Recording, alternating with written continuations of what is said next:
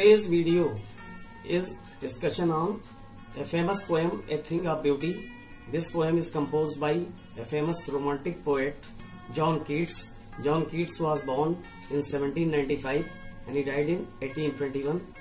And he was a very famous poet, and he started his career as a surgeon, but after some time he left that career and he continued as a poet. And in this poem he has taken one Greek legend in which there was a one shepherd named Endymion. He saw the glimpse of the moon goddess Cynthia, and he was very much charmed with the beauty of Cynthia, and he started searching about Cynthia, and during his search he observed the beauty of nature. Actually, all the romantic poets are the followers and the worshippers of the nature. They believe that God is present in the God created nature. So the poem starts this way: a thing of beauty is a joy forever. The first line is the theme of the poem, that thing is beautiful, which is giving us the permanent joy. Its loveliness increases, means it will not fade with the time. Its loveliness will increase with the passage of the time. It will never pass into nothingness. It will not go into waste, but will keep a bower quiet for us and sleep full of sweet dreams. Means it will give us such a lovely experience as one feels when one is just standing or sitting under a bower, or one is watching sweet dreams during his sleep, or health, or the quiet breathing. So these are very beautiful and extraordinary experiences which cannot be expressed in words. The next stanza says that therefore on every morrow are we wreathing a flowery band to bind us to the earth. Means every morning we are making a garland of flowers, and for collecting flowers we are going into the nature.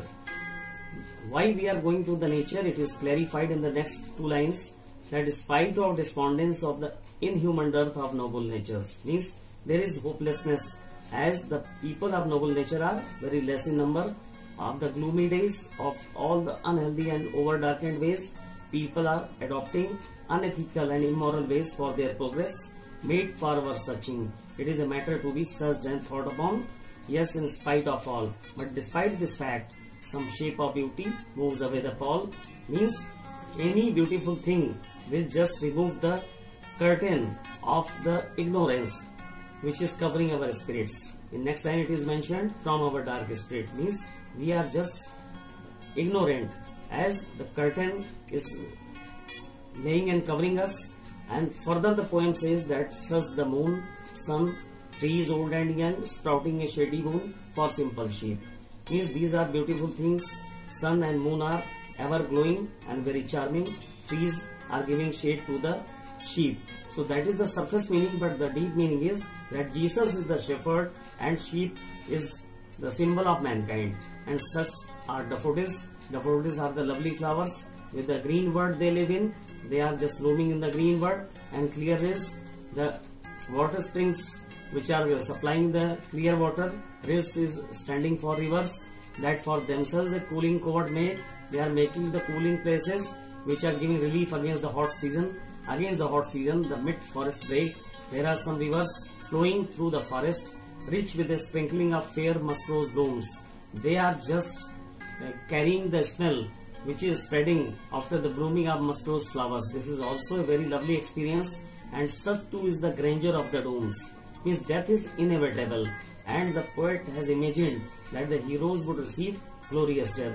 We have imagined for the mighty dead, means those who will do noble deed would receive very honorable death. And all lovely tales that we have heard are read, and there are some stories which are lovely ones we have heard are read. These are also laying a very permanent, satisfying and soothing experience. And in the last two lines the poet presents one image, that an endless fountain of immortal drink pouring unto us from the heavens brink, like a fountain of nectar. The beauty is coming from heaven, it is pouring unto us and is spread in the nature. So we are entertaining and we are enjoying this God created nature. So you will find the abundance of alliteration in this poem, that you will see that in certain lines you can find like a we reading. Here you will find alliteration. Further you will see that its loveliness increases. I sound is repeated in this line. Bind to bind, here you will find the repetition of B sound. And in next few lines also you can watch noble natures. Again alliteration. Alliteration is abundantly present in this poem, and this poem is having the rhyme structure of couplets.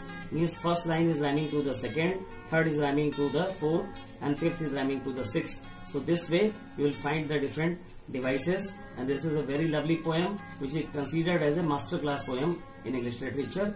Please like, share and subscribe English Solutions channel by SPC.